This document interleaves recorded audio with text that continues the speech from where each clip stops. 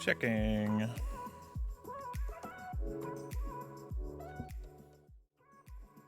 Hello. Hi.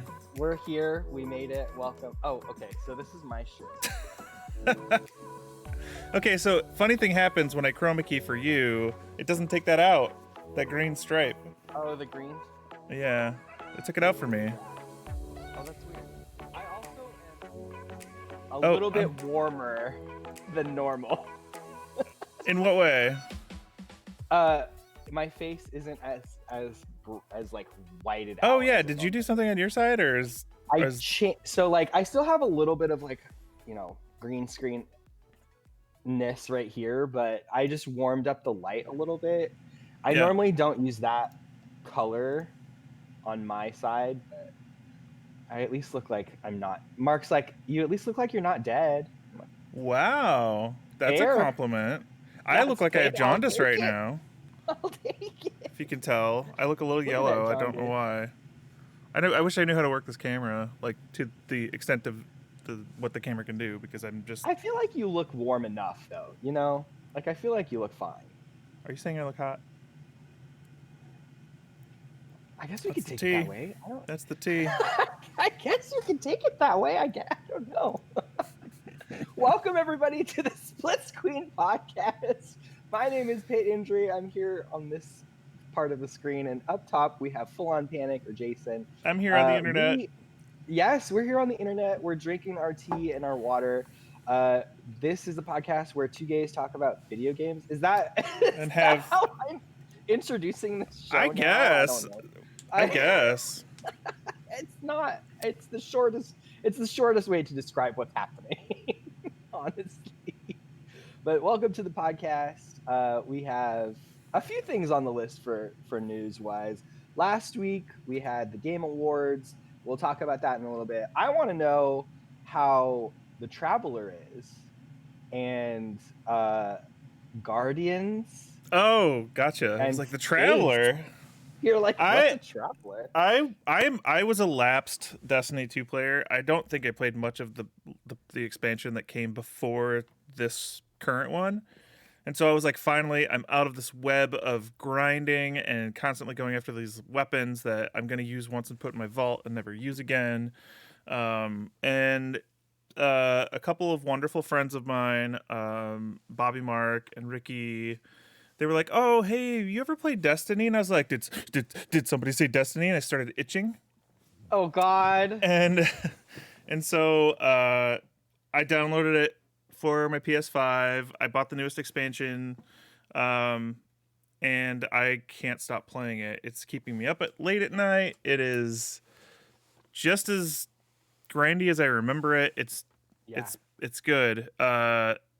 If you like that sort of thing. For me, it just like it's like such a perfect gameplay loop of like shoot the alien, pop the head, get the engram, shoot the alien, pop the head. Like there's enough of like repetitious like reward in that game to keep you going.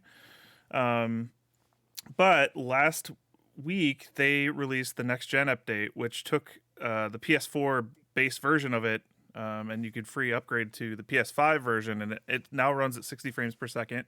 You now have a field of view slider because it was very zoomed in before. You didn't have a lot of peripheral. And I don't know if you've ever played a first-person shooter where you expand the field of view, but it makes you feel like you're going so much faster for whatever reason, like it pulls out a little bit when you're running and stuff. It makes you feel like you're going miles faster, and it really feels like a brand new game now. It feels like a brand new game. I played it on PC and I liked it, but I didn't have anybody to play with on PC because I had always played it on PlayStation. Right.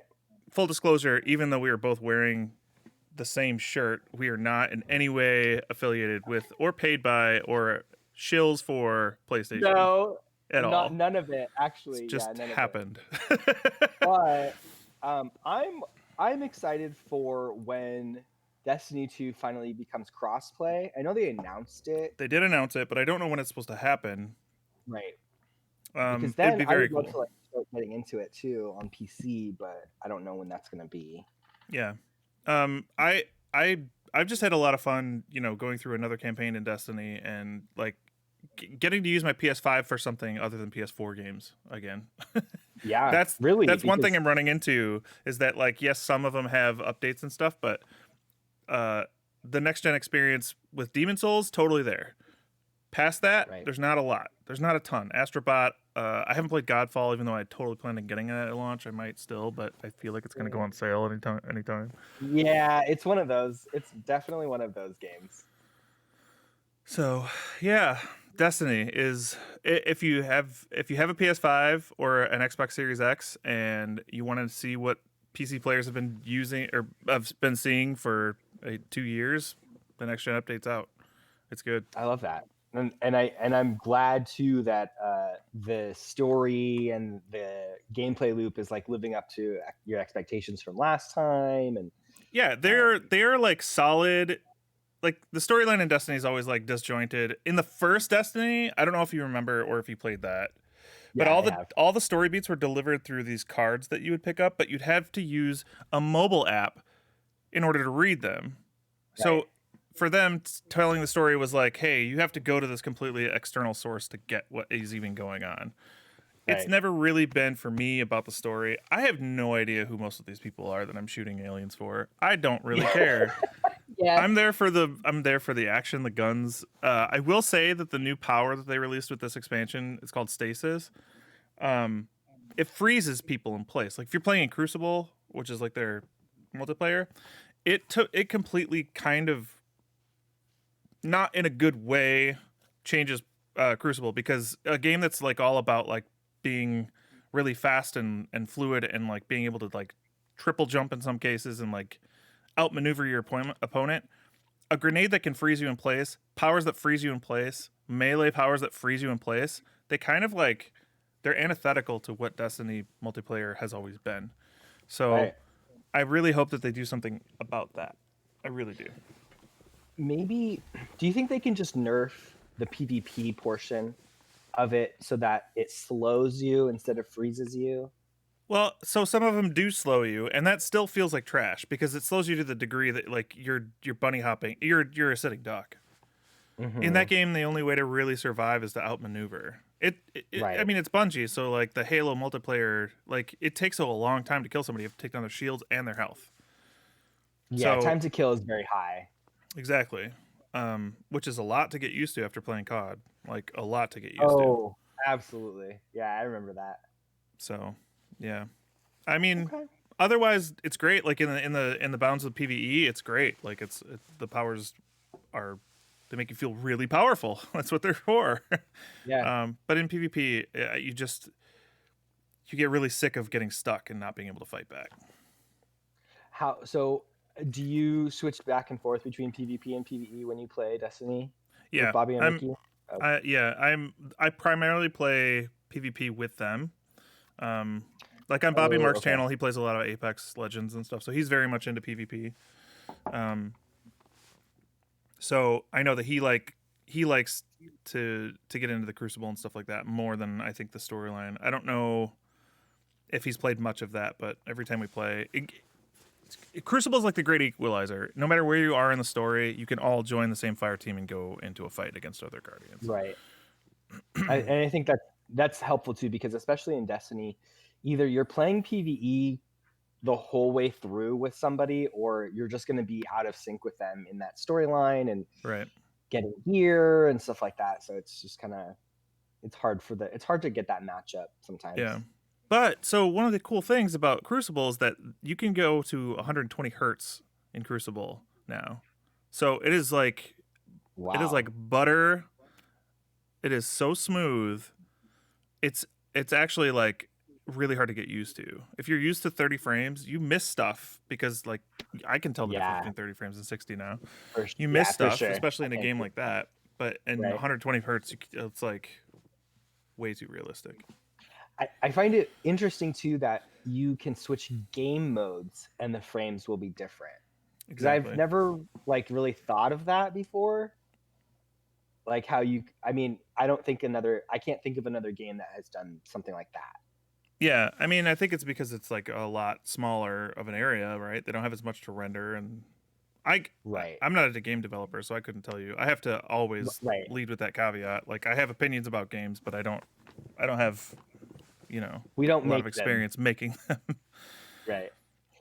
Yeah, because you would think, I guess, like in Call of Duty, that would be okay because it's separately loading. Like you have to Yeah, back out and back into a different game mode. But in Destiny, you can play a Crucible match, play a mission, go back to Crucible. It still has loads, but I guess switching it, frame rates is probably an on-off switch for somebody. yeah, yeah. I will say that the Doesn't. loading times are longer than I expected on PS5. I have it installed as a PS5 game. It's still longer than I expected based on what I had in Demon Souls. Because those Mm-hmm. environments were so gorgeous and gigantic, and it's still loaded in the blink of an eye. Right. But I mean, it's netcode. I think I'm playing with PS4 people as well. So Yeah, and that's what I'm thinking for the netcode portion. Like, are you? How about when you load into different missions? yeah, no, they PVE stuff. still it still feels like it takes a while. It's a lot less. It's a Oh, lot okay. less, but I don't know if that's because of what they did for the expansion and taking out all of that extra stuff. Like they Right. took out a whole bunch of the worlds that were in the game beforehand Right. as part of the storyline. Uh, who knows? Honestly, like they're doing well. I'm hopeful for what they have like soon, what they have in the future for Destiny, but definitely a lot more stuff for you to mess around with, I guess. Right, a lot more Yeah, I stuff to can't wait. get and level up your light level. So good. Um, it's No, it's just just funny. me You're like I'm gonna throw being out in Destiny darkness. terms because I am not playing I'm this not. game. Yeah, I'm not playing it, but I have experienced it enough. Devin Chat says, "How do you each balance real life time management and game playing time management?" Uh, I can In answer that. 2020, not You, well. yeah, not well. You let your personal relationships go to shit. Oh no! No, I'm kidding. Honestly, there's more time I think this year to do that, but at the same time, you feel I don't know if I feel guilty trying to get in game time when I know that there's like a lot of people suffering, going through a lot of problems. I Right. think, man, this is a hard question right off the bat. I, how do you manage your personal time with your game time?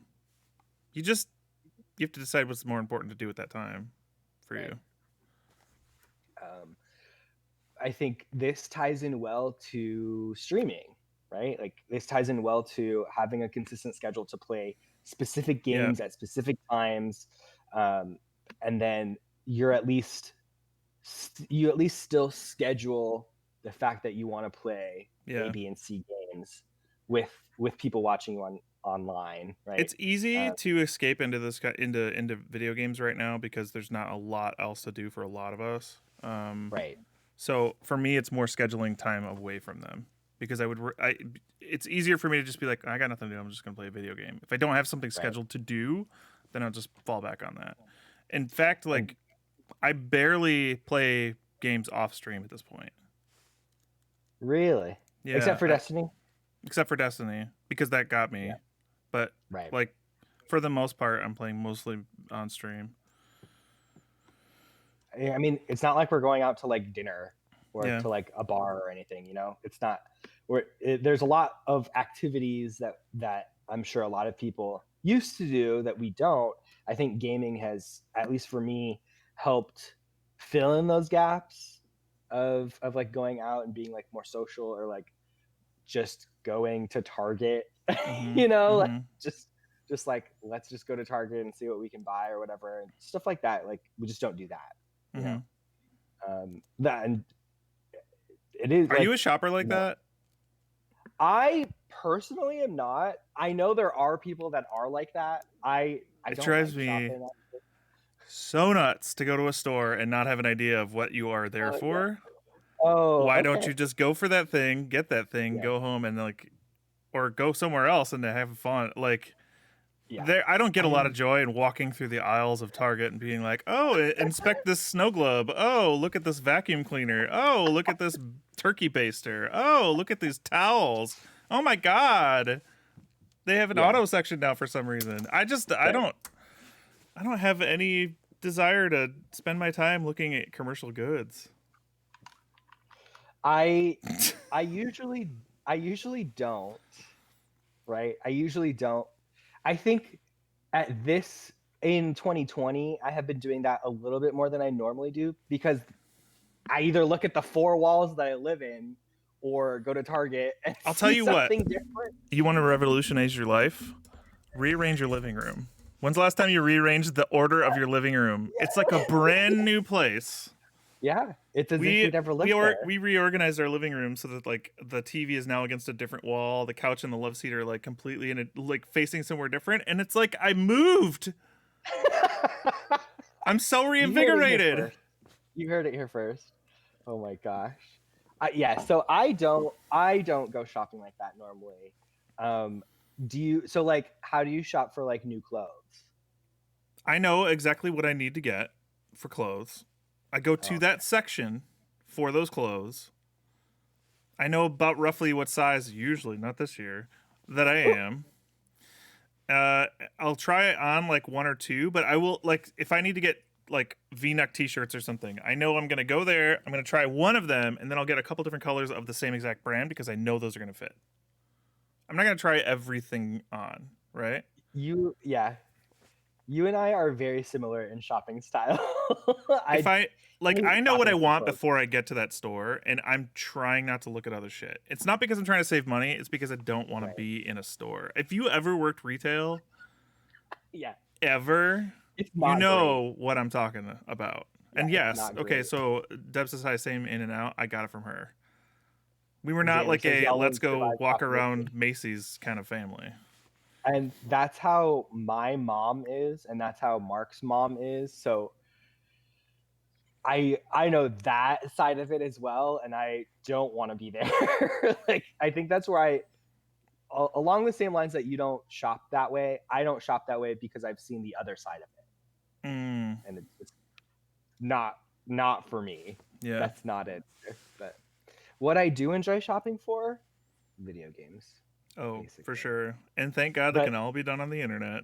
yeah, yes. I shop that way for video games, right, Katie? So, um, I have been playing Monster Sanctuary on Xbox Game Pass. Ooh, So hit me with that. What's that about? Monster Sanctuary is a Pokemon mixed with Metroidvania, kind of.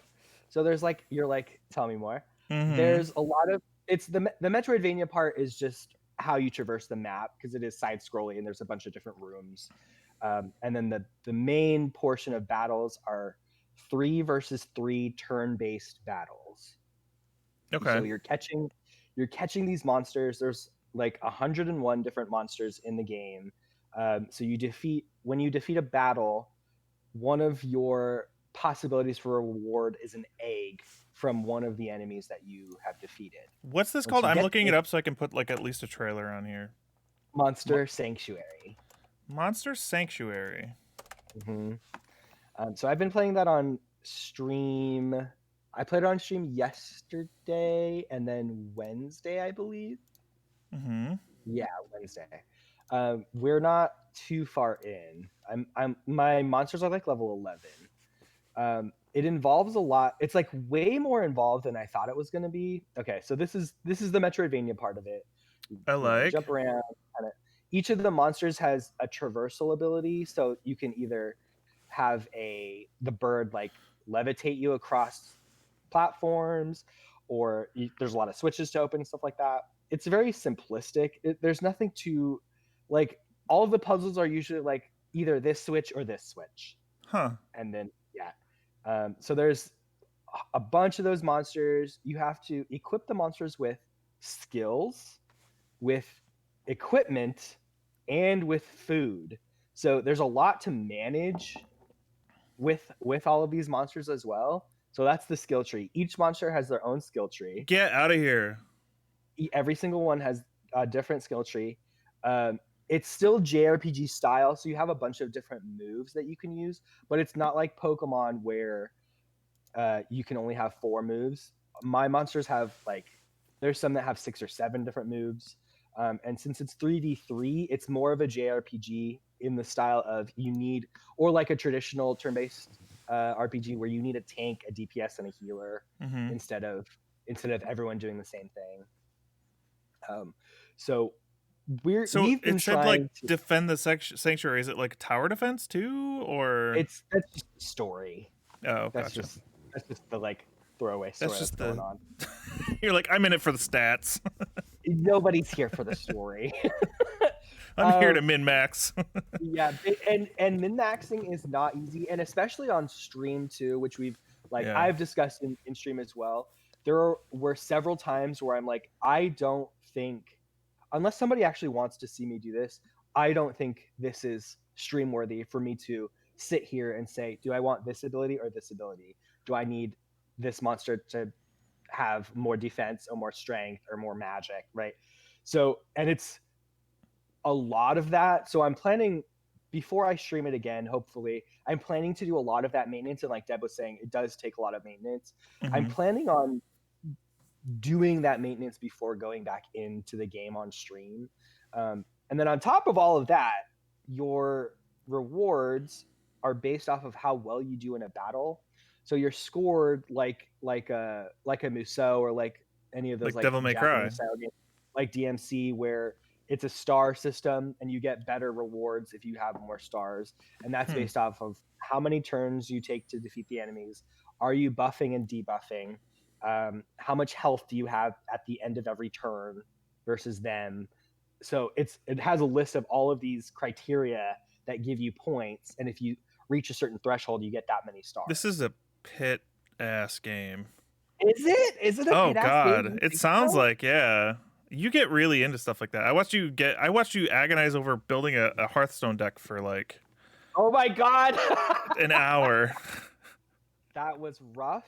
I also don't think I'll be doing that again either, because it does not cater to my audience very well. It catered to like the 3 people that were helping me, and that's about it. And everyone How many people were like, where's Dead by Daylight? Oh my god. Luckily nobody says that to me, because I've only streamed Dead by Daylight maybe like 2 or 3 times. I think I've only done it twice. I feel like there's enough. I think there's not enough room in the world for that many Dead by Daylight streamers. Gays in Dead by Daylight? Are you sure? Groundbreaking. I know, and that's the other thing is that I know that Dead by Daylight brings in views. Yeah. I know, like, I've seen it firsthand. I've seen my numbers go up if I play Dead by Daylight. If I play Survive with friends, with other viewers, I know that my numbers go up. I don't think it's that compelling for me to do it. I also don't play well when I'm on stream because I'm focusing on other things. You know, I find like playing Killer on DBD, I'm like laser focused on it, yeah. And so you ignore chat. But I feel the same. Like, I wonder if you stream Destiny, which I think you should. I think you should honestly stream Destiny at some point, just to show us like what you have. I feel like it may be the same way.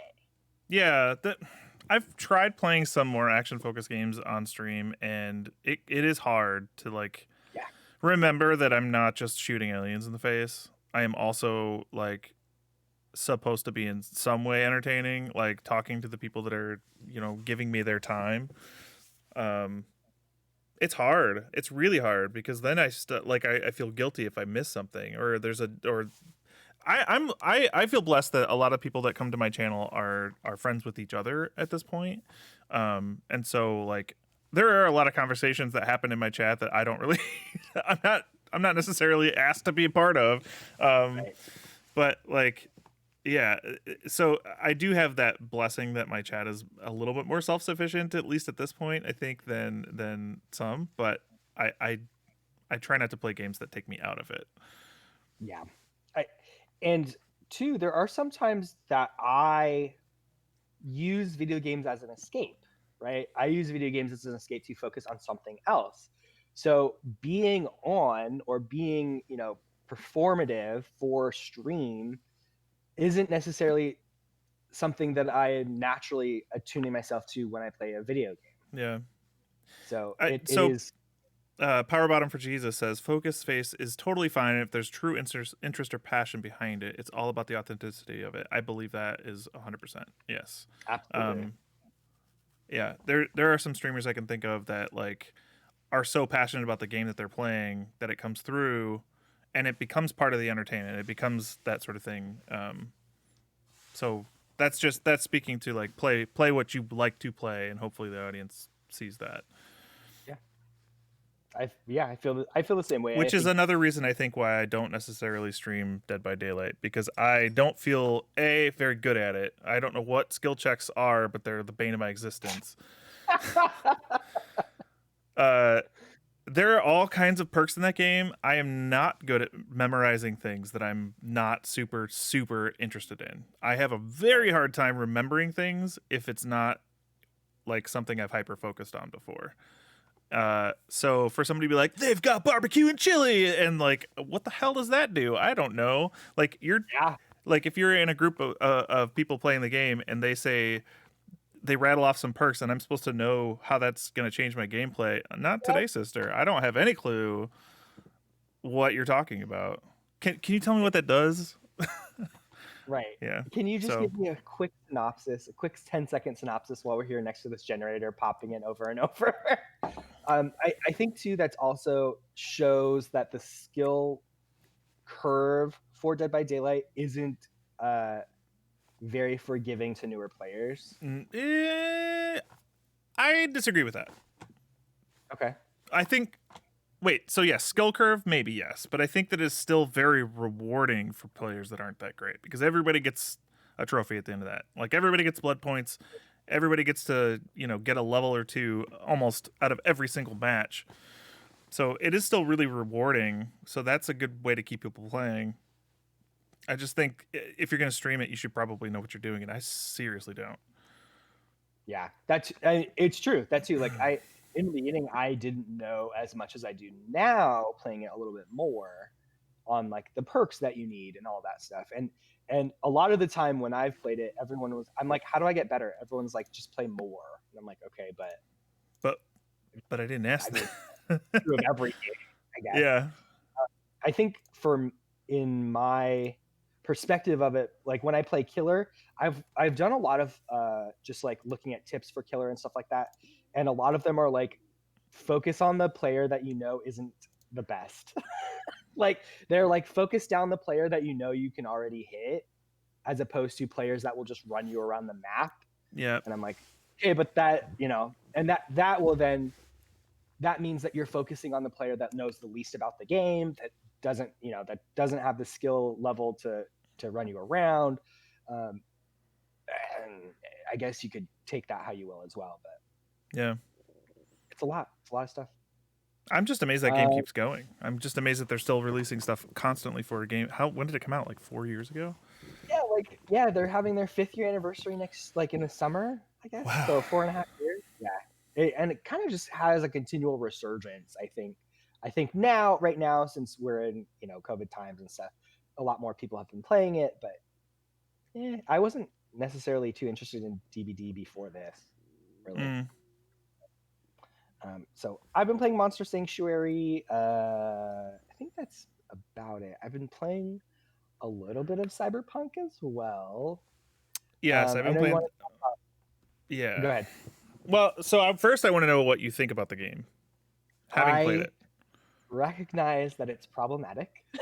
I recognize that there are a lot of things that need to get fixed, like bug wise and just Uh, so okay, I will not stream the game. Like I have no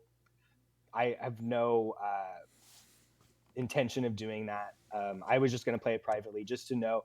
It's hard to have an opinion on something that you like don't experience sometimes. Yep. Uh, and especially since we've At been this point, because of the amount of hype around the game, it's a cultural moment. So exactly. for us to speak on it and not have any personal experience with it doesn't make any sense. And the same goes for like anything we talk about or anything that other people talk about too. It's hard to have an opinion if you don't if you don't understand what's going on. I mean, there is that. Okay, so for this game there is a fine line between like them being problematic and you speaking on it versus what's wrong with the game, Yeah. development. And so those are like, to me, those are separate conversations to have. To answer your question, there are a lot of things to do in the game. None of them seem really impactful. Mm-hmm. Like, and that goes for a lot of open world games. They fill it with a lot of stuff that doesn't necessarily do anything. I think Night City is bustling. I think there's a lot of exciting things to look at and do, but I'm just not in a position right now to experience that. I'm still like too early in the game to like understand I can go here and do this. I can go here and do that. I can talk to this person and get these missions. I'm I still I'm Go ahead. about I'm about 12 hours into it. I'm in Act 2, right? So Okay. the world is now open to me. I I guess the feelings that I have on this game are that I was expecting it to be the I was expecting it to be like the next gen experience. Like this was going to be the missions are handled in a way that you didn't expect because Witcher 3 did that. Like every side mission was just so impactful. Or I was expecting NPCs to be varied and deep and, I mean, Watch Dogs had a backstory for all the NPCs, like you could scan them and find out who they were and where they lived and yada yada. I was expecting the the driving around and like the city to be bustling with cars. This is new. This is like, you know, a city that is gigantic and like uh, I would guess congested, but it doesn't feel that way. I'm playing on PS5. It has crashed my PS5 4 times now, Oh my god. Oh my god. which makes me nervous. I would have quit. Um, Honestly. it feels like, and I haven't. Are you playing on PC? I am. Okay, it doesn't feel like that populated a world. The people that are there are cardboard cutouts of people. You can't interact with Yes. them. You can say something to them, or they can say something to you if you try to talk to them, but that's it. They won't acknowledge your existence. You'll get into gunfights. They run for like 3 feet and then they cower. Even like if you try to get around them, I was looking at a Reddit post of somebody that ran into stuff that I've seen, where like you'll get into a gunfight and like NPCs will run away for like, you know, 10 feet, and then they'll cower out in the middle of the open. It's just like the AI is like not well implemented in this game or not well Right. developed. Like there is not really a lot of driving AI. There's very few cars on the road. Very few cars on the road. Um, I'm speaking merely from like a technical perspective. This game is super half baked. The storyline, they really focused on that for the main storyline. I don't see a lot of focus on the side missions to make them compelling. Um, I think that the world and the setting feels like it was lived in before, but it's not currently lived in. And I don't know if that's because I'm playing the PS4 version on PS5 and that the as yet unknown when it's going to release PS5 version will fix that. I don't know if it feels that way on PS5, but it feels like to me, and I said this on Twitter to Janet Garcia, it feels like to me the weird combination baby of like a Rockstar game and a Bethesda game with all the polish of a Bethesda game and all of the mature themes of a Rockstar game, but doing neither as well as either could. Right. Um, Yeah. I'm to say that I'm disappointed would be probably accurate. I'm still having fun with it. I think the storyline is cool. I think Keanu Reeves does an okay job. I don't know if you've met him yet. I have, yeah. Yeah, I think he does an okay job. He's a little too edgelord for me. And that's the writing. Yeah. You know, that's the writing that they gave him. That's the direction that they gave him. I expected that, like, when I got cybernetic implants, that it would have reflect on my body somewhere. It doesn't.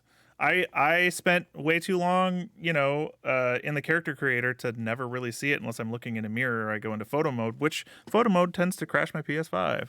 So, yes, you can customize your genitalia. There's not a lot of customization options out there for it. I mean, it also doesn't come into play in any way that I can see.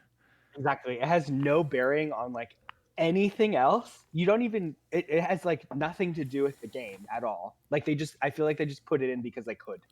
Somebody was like, that's a great idea. Somebody in the boardroom was like, do that. This feels like an early access game that the developer is telling you, this is a long development cycle. We're going to keep adding, new experiences and things to do. But it's a full release game. It's a full release game that was delayed by 8 months.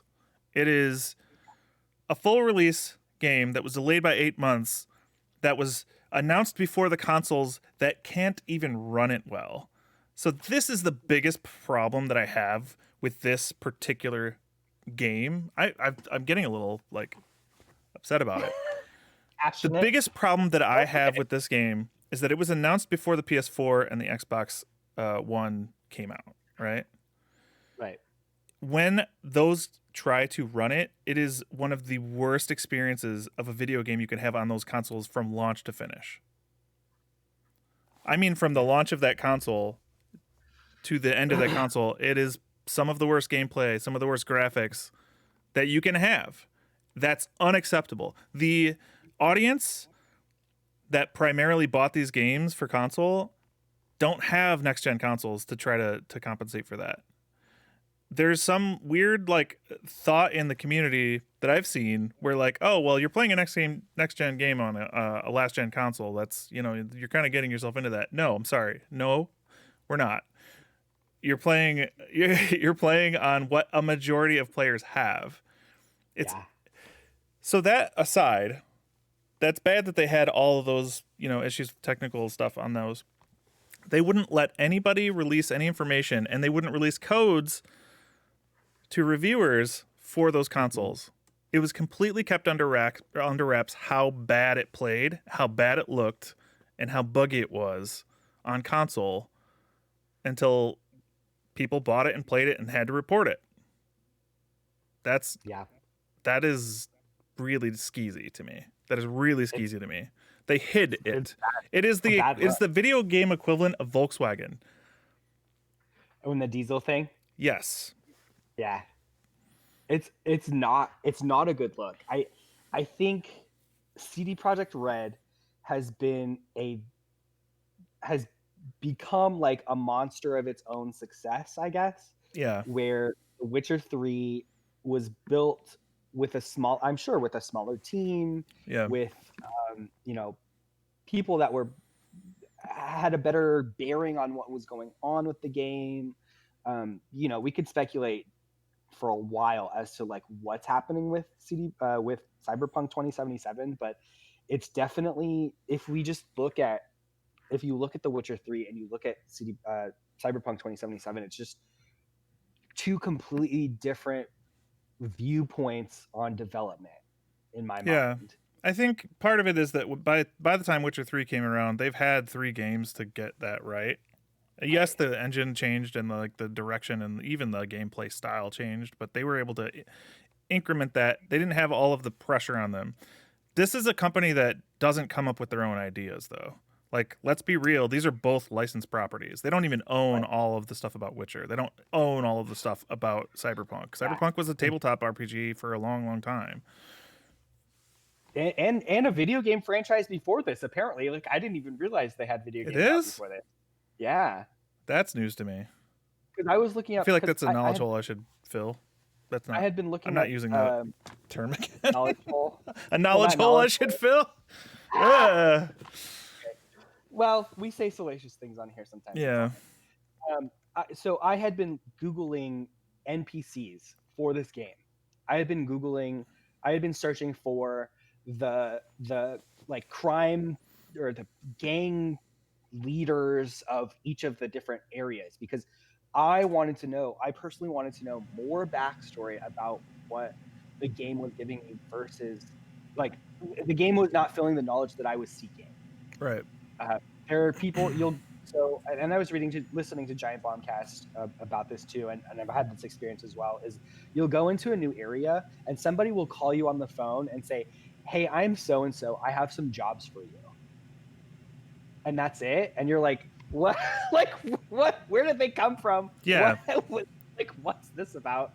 And then they will subsequently message you like 3 messages. I have a car for you to buy. I have one more job for you to do, and I have something else for you to do. And I'm like, what? So How? it just serves you a laundry list of like chores that are the same in every area. Yeah, you're not being introduced to these characters. So and again, like The Witcher, the most recent Witcher game is the 3rd in the franchise that they've built. So a lot of the people that you meet, you've already met, right? Yeah, a lot of them are established characters, like, or they're like kings and queens of a different area. So you get to hear about them a little bit more. I heard nothing about these people. There wasn't. I wish there was a cutscene for every major, person that you see or something, to introduce them to you in a specific way, to give you a little back. None of that happens. Yeah, there's a journal, and I haven't looked super intently into the journal, but I don't think that there's like a character glossary where you can like read up about like who people are, or, not that that's something I want to do. Tell me the story, don't show me the story, don't tell me the story, right? Like I would like to organically meet these people.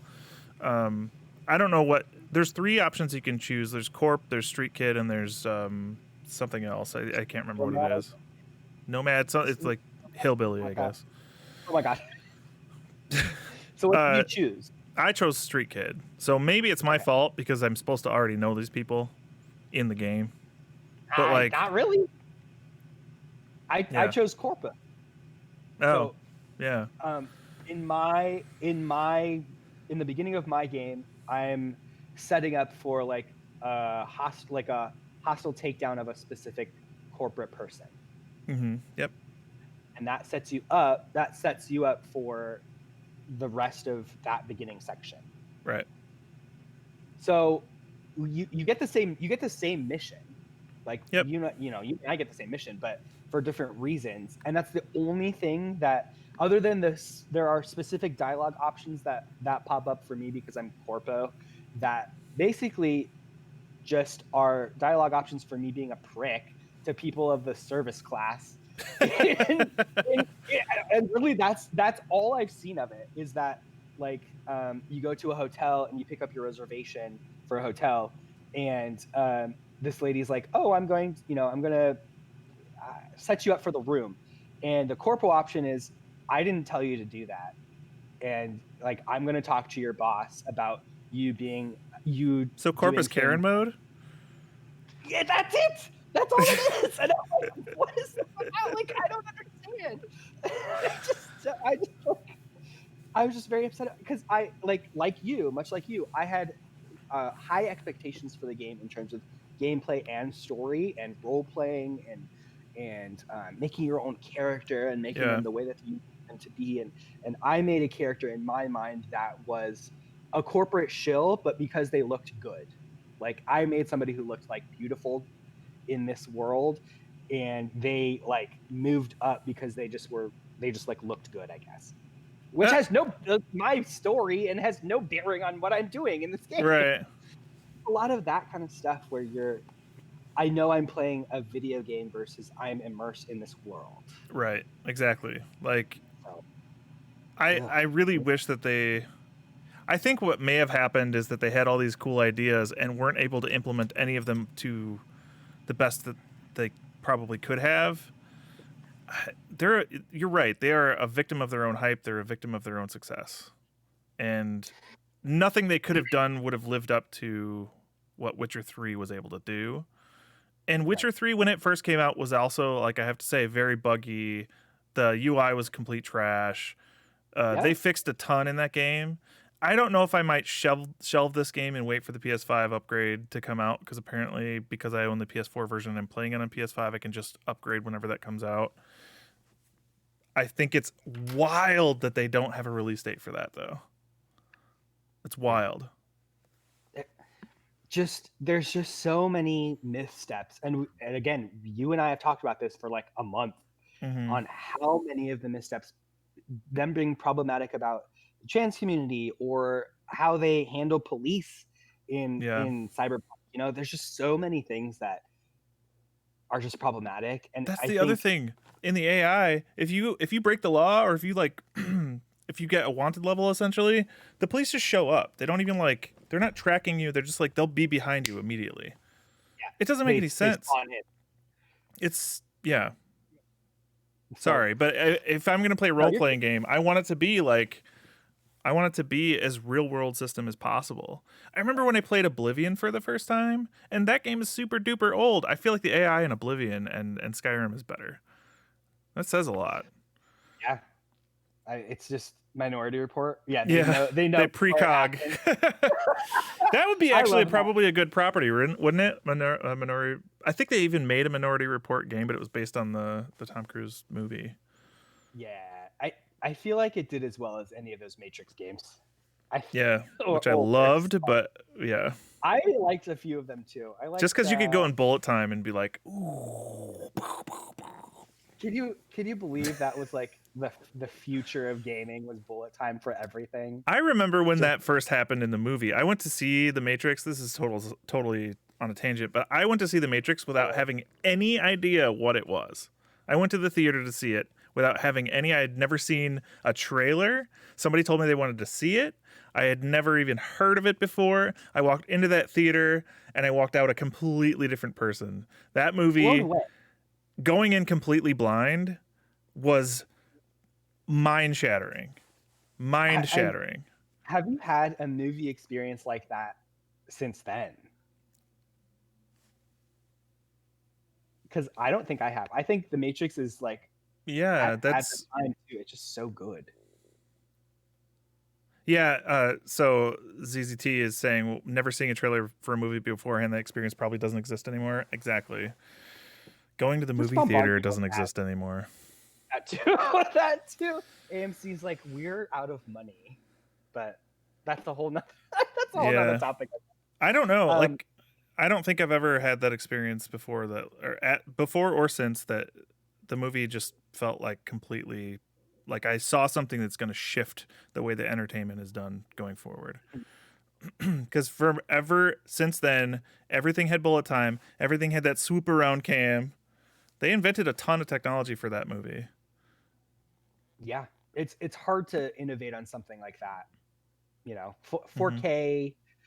Um, not that Avatar, the Blue People is a good movie, but you know that made $1 billion Did I because see people that in were the interested. theater 3 times in 3D? Yes, I did.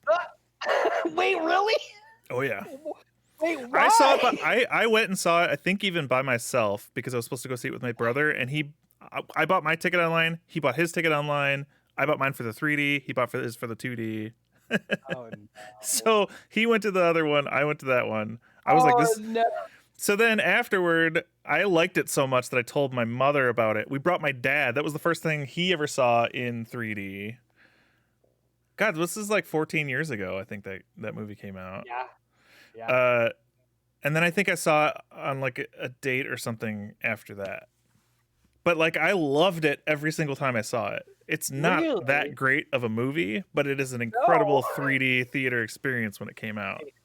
Right, right, right. Katie in chat says I had a similar experience with Inception. It was a lot. Yeah, and then Zoe says it was an experience, like you had to have it at that time. Yeah. So I think technologically, yes, Avatar is a good example of that, but story wise, it's like it's nothing compared to The Matrix. And I Right. think The Matrix has both of that, but it's still your dad's favorite movie. He's blown away. Yeah, the Is it 3D really? just like we were saying, the experience itself is a whole nother aspect. But Still waiting on that sequel though, oh, Mr. the Cameron. 3 of them that they're filming. At one point it was like, I've got a 8-movie arc that I'm gonna be putting Nope. out, but like it's been so long since even the sequel comes out. Nobody cares really. Nah, it's The yeah. I experience is trust me, it does not have those legs, Mr. Cameron. But so heading back into the video game direction, Pool says all these movies seem to have something to do with your brain. Inception, Avatar, Matrix. The brain is the deepest, most interesting thing that we have. Apparently, I guess I don't know. But heading back into the video game sector, the video Deep game thoughts awards, with pit injury. to me on me saying a lot of things that don't make sense. That's mostly my stream. Speaking of video games, however, the Game Awards happened on Thursday. We had a watch party on my stream. We watched the whole thing. We did our predictions. We saw the winner of the Game of the Year to be The Last of Us Part 2. I don't think that's... Can we just rename the Game Awards to Last of Us Part 2 featuring the Game Awards? Mm-hmm. Because they swept. Yeah, they swept. I don't... I saw an article on Kotaku that made me think, and I want to get your opinion on this because I don't know if you read this or not. But they said basically that a game that requires that much crunch should never win Best Direction. Yeah. Are we an official co-streamer? Yes, I was an official co-streamer on the TVs. I understand where they're coming from.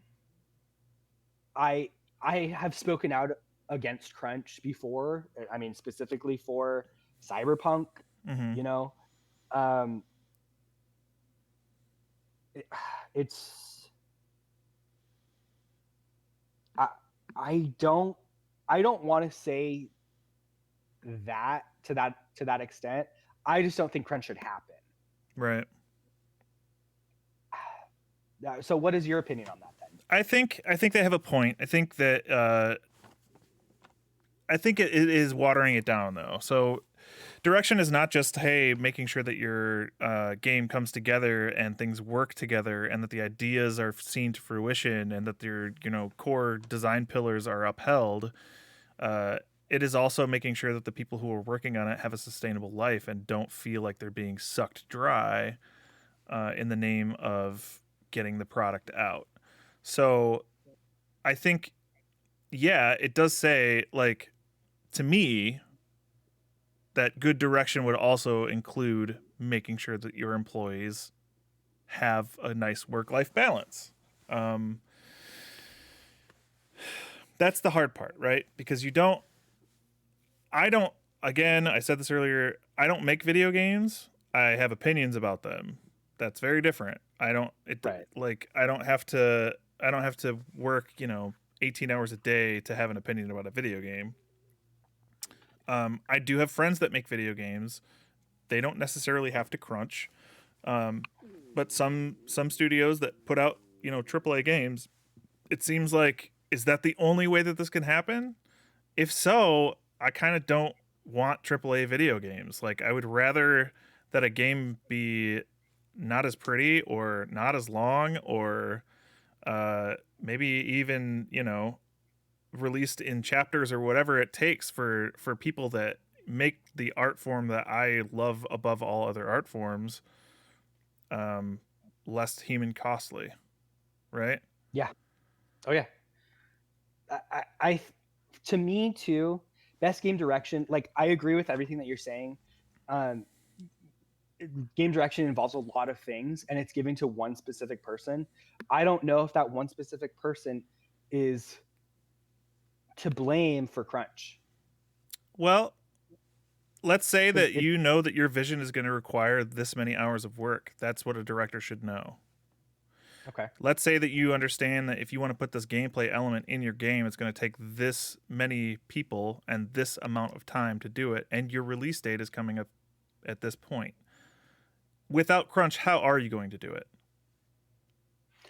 I agree with that point, but are you not still having to answer to investors, to Absolutely. production, to like, and the money isn't just going to come from thin air either, right? Like you still have to answer to those people because they're funding this project. Is crunch just a manifestation of somebody saying, "Oh, we're taking too long to build something"? You know, like I think there's just multiple factors Crunch into is a why crunch happens. well, so Crunch, from what I understand and from like reading Jason Schreier's work and stuff, it's mostly about uh, a failure in time management. It is about managing expectations. It is about, like when a game gets super duper hyped and there's all these things announced for it, like happened with, I don't know, Cyberpunk, and happened probably with No Man's Sky, things like that. There's a pressure to live up to what you've said you can do. I think that video games have this weird thing where like we put out trailers for stuff way too early. Way too early. We announce things way too early. Partially because there's gigantic teams that have to work on this stuff to make it the magic that it is. And it's really hard to keep those secrets. Ubisoft. And then like, you know, you like it makes it so that you can't really keep this secret, and you all of a sudden have this hype machine that's starting, and you have to get in control of it. So you have to announce like, well, this is what we're doing, this is what it's going to look like. The actuality of getting that product out the door is a lot more tedious and work intensive than I think a lot of people realize. So there's a disconnect between what the public thinks it takes to make a video game and the actual end result of that video game. There's a good documentary about God of War on YouTube that you can find. Corey Barlog is heavily featured on it. I think it's called Raising Kratos. And it shows like the minutia of like every decision that you have to make to be able to put something like this out, and that's an established series. Like, when it comes to going after that Metacritic score so your people can get bonuses and whatnot, there's a lot of pressure when you are coming up against a deadline like a release date, which I also don't necessarily like that we put out release dates. We'll get into a conversation about that at some point. That's my main argument against crunch. What is that? There's release dates in the first place? That, and like for Cyberpunk, I had tweeted before that The Witcher 3, and I said it before too, The Witcher 3 was released in May because it was delayed from like September to February to May. And it's still, in the first 2 weeks of sales, it still sold like 4 million copies. Yep. So it's like they didn't have to crunch for The Witcher 3. No. But, they do, because the release dates are coming up, because the hype is so big, because they're not willing to compromise on some gameplay aspects or some graphical aspects in order to get something that plays well, that would, still get the message across. I think the PR machine has a lot to do with why hype exists. Right. But we also live in a world where if you don't generate that hype, you're just not going to sell that well. Unless you're something like Among Us. Yeah. Which Pool in chat says, how do we feel about Among Us being an old game winning awards just because it became popular? So what awards did it win? It won Best Mobile Game and Best Multiplayer Game, I believe. It won 2. Okay. Now, are these awards generally only for games that came out this year? Is it like the Oscars where it's like gotta come out that year for it to be a part of it? There are, because Fortnite still wins stuff all the time. So there are like requirements for when the game has to be released. So Cyberpunk 2077 was not nominated for anything because it was released too late. Yeah, that I understand. But I believe the other nominations are for games that were, in my understanding, games that were prominent for the year. Okay. So in that case, yeah, Among Us wasn't prominent before this year, before lockdown, before streamers started streaming it. Right. So I guess it makes sense that it would be in this year. It's just weird. I think too, if the nominations committee or the game board or whoever votes on this has a justification for nominating a specific game, then by all means, Yeah. I think I think it would be to the opposite end of that pool. I think it would be weird if Among Us was not nominated Yeah, given because the of how. cultural Right. impact that it's had. Strange though that it won and Fall Guys didn't. I would have picked Fall Guys for probably because that's a new idea, I think. Right? Like that's the battle royale that is really like a game show that is like a obstacle course thing. I don't think I've seen that before. And I had to bounce off of that, for me, had the award been best innovation in multiplayer, I would have 100% given it to Fall Guys over. I mean, Among Us is a good innovative game as well, though, right? Like they have done something for the multiplayer scene that hasn't been seen. It has been iterated upon before, but hasn't been seen to that extent. No, but I think Among Us is really just a take on like Werewolf, One Night Werewolf, those sorts of games where like it's social suspicion. So And that's true too. yeah, I think it's funny that they did so well with Among Us that they decided not to do Among Us 2 and just keep like iterating, and they released footage of a new level and stuff like that. I gotta say, like, I'm not super into it Among Us. Like, disclaimer, it doesn't really tickle me. Like, I think we've talked about that before too on here. yeah, I'm not that great at uh, at subterfuge. I'm just not good at it.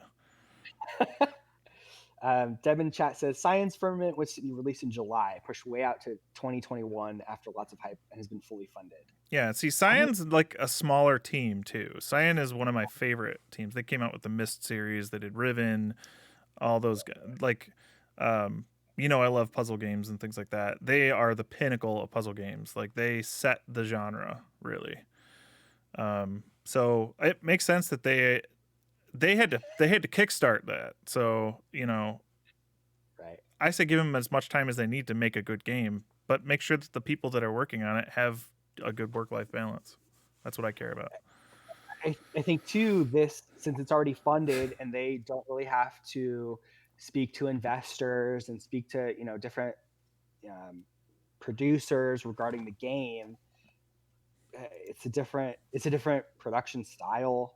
They're not necessarily trying to put out a game on next gen hardware. I think again, crunch has happened for decades, right? Yeah. But Firmament especially is being built specifically for VR and flat, so they're taking a big bite.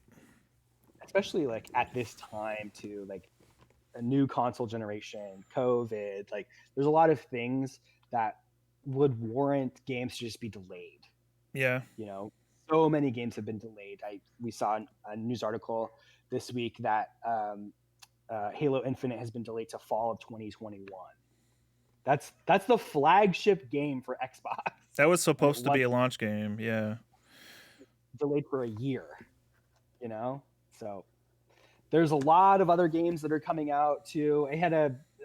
There's a bunch of trailers that came out for the Game Awards. I don't know if we're going to have a lot of time to look at them, but we can kind of just gloss over some of the stuff. The first one on the playlist was that Sephiroth was announced for. I actually am super excited about this, and I haven't played Smash in so long. I think the reveal was really cool. There's a specific part closer to the end of it. Look at this guy. Doing that weird, cutting that weird Smash symbol in half. What is that thing even supposed to look like or be? I don't remember. I haven't played Smash in a long time either. Just to hear Sephiroth's theme. One-Winged Angel. Yeah, sorry. Big Final Fantasy fan here. Yeah. And Sephiroth. Just to see that whole thing is so good, man. They did a really good job with holding on to this secret, holding on to this reveal. This was the opener. This was the opener for the Game Awards.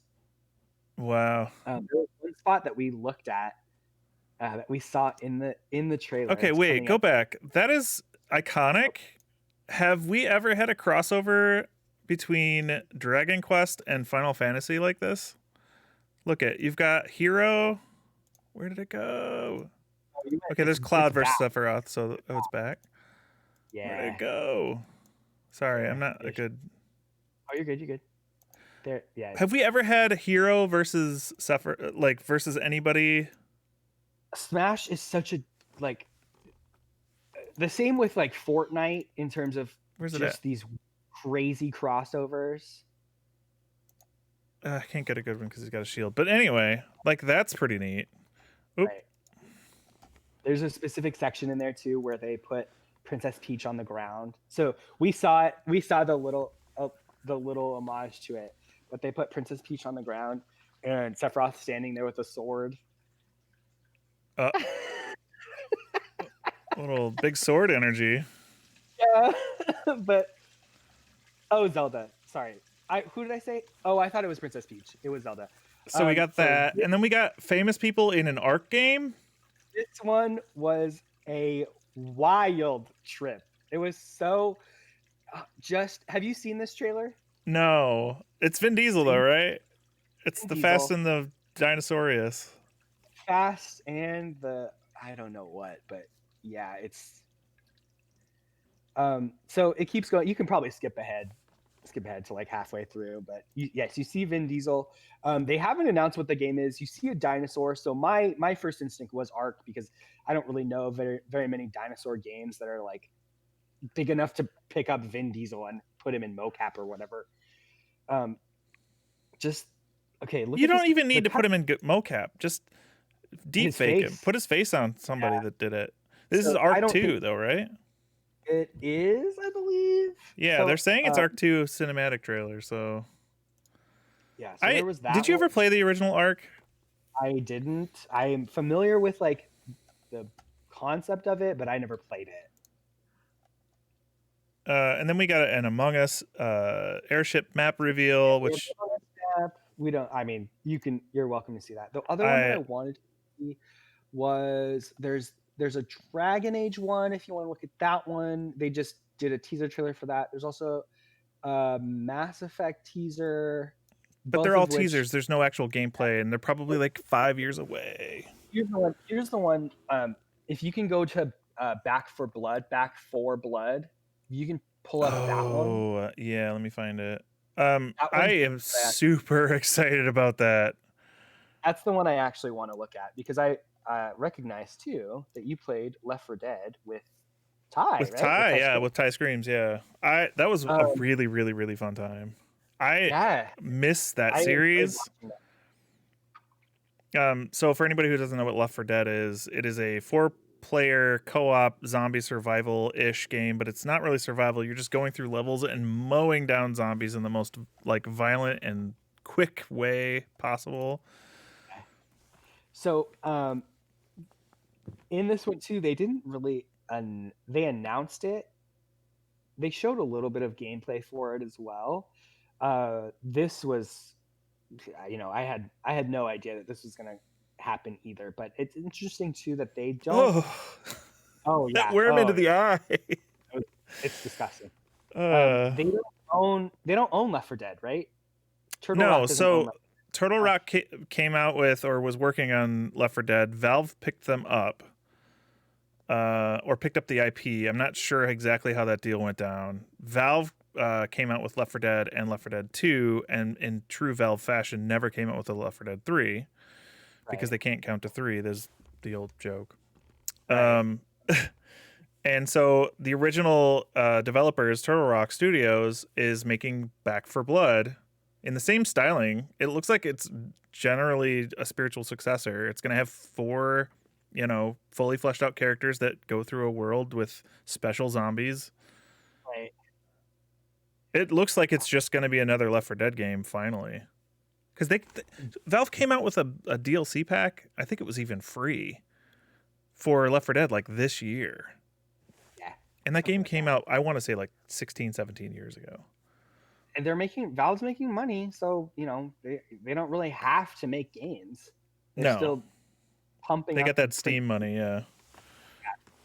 Um, I find it interesting that they're able to. I mean, I guess they don't own the IP, but it looks so similar Yeah. to Left 4 Dead. People, and they know Turtle Rock knows that people want this Yep. game.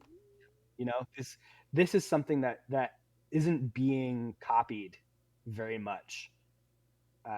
Which is strange to me. Like, I can't think of any other games that really tried to do the Left 4 Dead formula.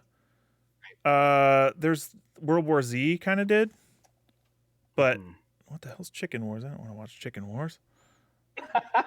But and I know too, Turtle Rock. What did they do before this? They did Evolve, right? That's true. Yeah, they did. So they've been trying to think outside the box on like what multiplayer can be. Evolve could have been a good game. It just didn't get the traction that they needed for it. I went to PAX and saw Evolve the year before it came out, and it was like the show darling. Everybody was in that line. Everybody was standing around watching the shoutcasts for it. Like, it was revolutionary. It was, people were just blown away by it, and then it comes out and it like crickets. I don't understand how that happened. Where was the failure on that? I guess too, like Evolve and Dead by Daylight are very similar in terms of like their skeleton. It's asymmetrical PvP, 4 versus 1. Yep. Or many versus the one. Evolve, the problem for me with Evolve was that it shows well because there were the game creators or people to give you direction to play the game. Yeah. So there were always in those settings, in PAX, in these convention settings, there was always somebody to say, hey, we need to stick together and do this, or we need to cooperate and do that. Whereas when the game comes out, and Dead by Daylight suffers from this as well sometimes, you get 4 people that just solo queue together. Yep. They're not coordinating. Yeah. They're coordinating correctly. So Evolve definitely suffered from that. And they didn't really seem to have a way to gain traction from it because everyone just dropped it. Yeah. So I think without Evolve, Dead by Daylight might not exist. Like, it's the beginning of the asymmetrical multiplayer genre that I can think of. Asymmetrical multiplayer is fun. Yeah, I think it can be fun. I think the Fable, there was another game from like the Fable franchise that was supposed to also do that as well, but that one didn't do well either.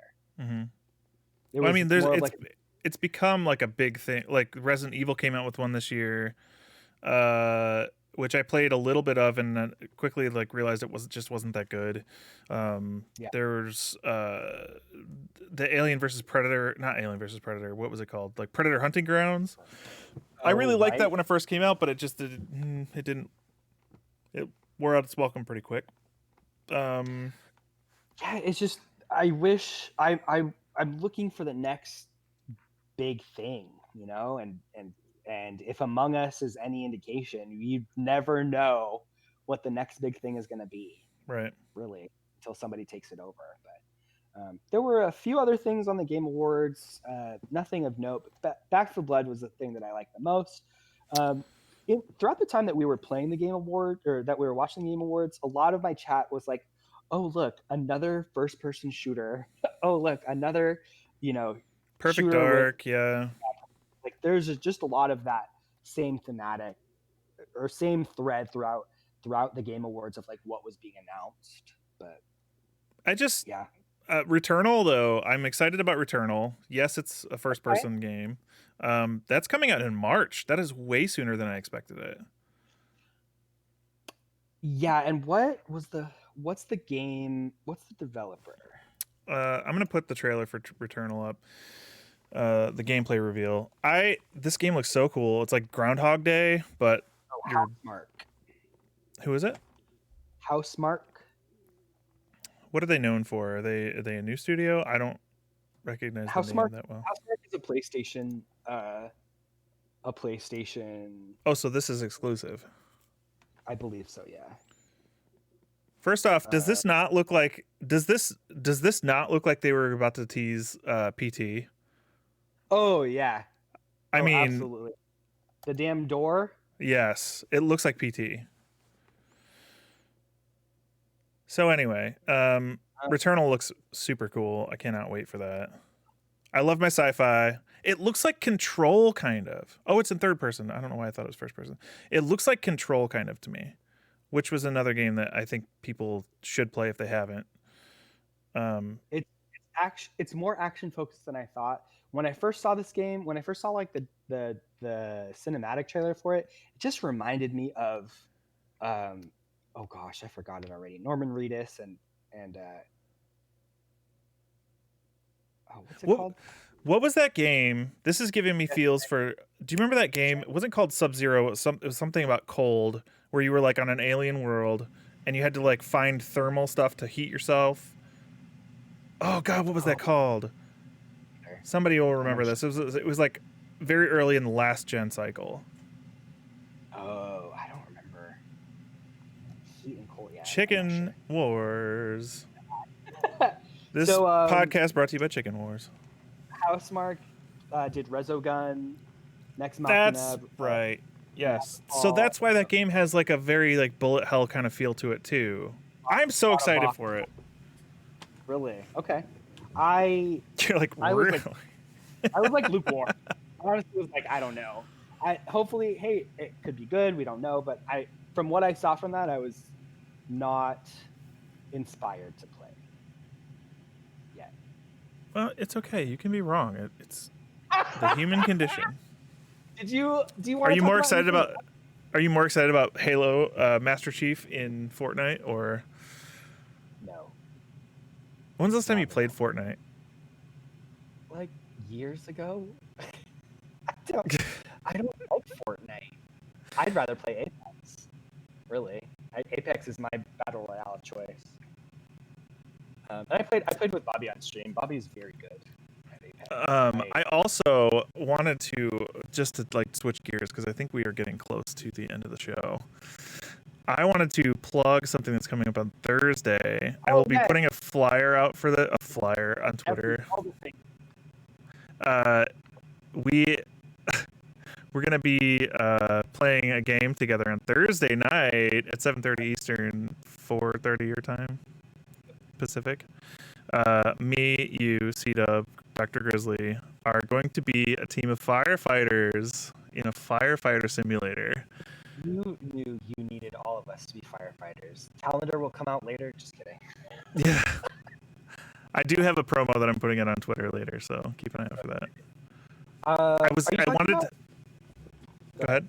No, you. Are you talking about next week as well? Are you gonna? If it goes well, yeah, let's do it. So I've never played it multiplayer. Oh, for the firefighter thing, but next week we're doing some fundraising stuff. Yes. You're gonna stay for it. Yeah, I don't know any of the information about it. I know that I accepted being in it, and so I was keeping that under wraps until I know more. So thank you for that. Okay. Do we? Talk about it. But I was thinking about it earlier. Is that the next week, if we talk about it, it would we'd be starting. Yeah. So that's why I didn't really say anything other than that because I haven't. It's more casual. It's very casual. Bunzy's making it a very casual thing, so I think that's why. There's something wrong with your audio. It's like cutting constantly. I went to other streams. It's probably my audio. Who knows? Same thing happening. Oh, it's me. Well, perfect time to end. Yeah. Well, I'm sorry. Is it for...